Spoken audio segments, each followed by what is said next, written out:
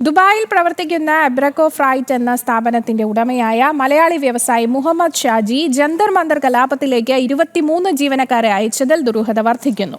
ദുബായിൽ ചെക്ക് കേസിലും വഞ്ചന കേസിലും ഇയാൾ പ്രതിയാണെന്നാണ് ലഭിക്കുന്ന വിവരം. വലിയ സാമ്പത്തിക ശേഷിയില്ലാത്ത ഇയാൾ 23 ജീവനക്കാരെ എങ്ങനെ കലാപത്തിന് അയച്ചു എന്നതിൽ അന്വേഷണം ആരംഭിച്ചിട്ടുണ്ട്.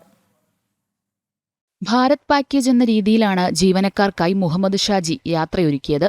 ഇർഷാദ്, അൻഫാസ്, ടോയോ എന്നിവരുടെ നേതൃത്വത്തിലുള്ള 23 അംഗ സംഘത്തെയാണ് ദുബായിൽ നിന്ന് ഡൽഹിയിലേക്ക് അയച്ചത്. വിമാന ടിക്കറ്റ്, താമസം, ഭക്ഷണം, യാത്രാച്ചെലവ് എന്നിവ ഉൾപ്പെടെ മുഴുവൻ ചെലവും വഹിക്കുകയും സമരത്തിൽ പങ്കെടുക്കുന്നതിനായി അധിക പ്രതിഫലം വാഗ്ദാനം ചെയ്യുകയുമുണ്ടായി.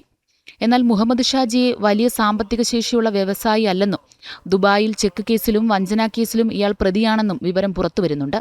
ഇതോടെ 23 ജീവനക്കാരെ ദുബായിൽ നിന്ന് ഡൽഹിയിലേക്ക് വിമാനത്തിലെത്തിക്കാനും അവരുടെ താമസവും ഭക്ഷണവും മറ്റ് ചെലവുകളെല്ലാം വഹിക്കാനും ഇയാൾക്ക് പണം എവിടെ നിന്ന് ലഭിച്ചു എന്ന ചോദ്യം ഉയരുകയാണ്. അതേസമയം 23 ജീവനക്കാരെ പ്രത്യേകം തെരഞ്ഞെടുത്ത് ഡൽഹിയിലേക്ക് അയച്ചതിനു പിന്നിൽ മുഹമ്മദ് ഷാജിക്കൊപ്പം മതഭീകരവാദ സംഘടനകൾ ഉണ്ടോ എന്ന അന്വേഷണവും ആരംഭിച്ചിട്ടുണ്ട്.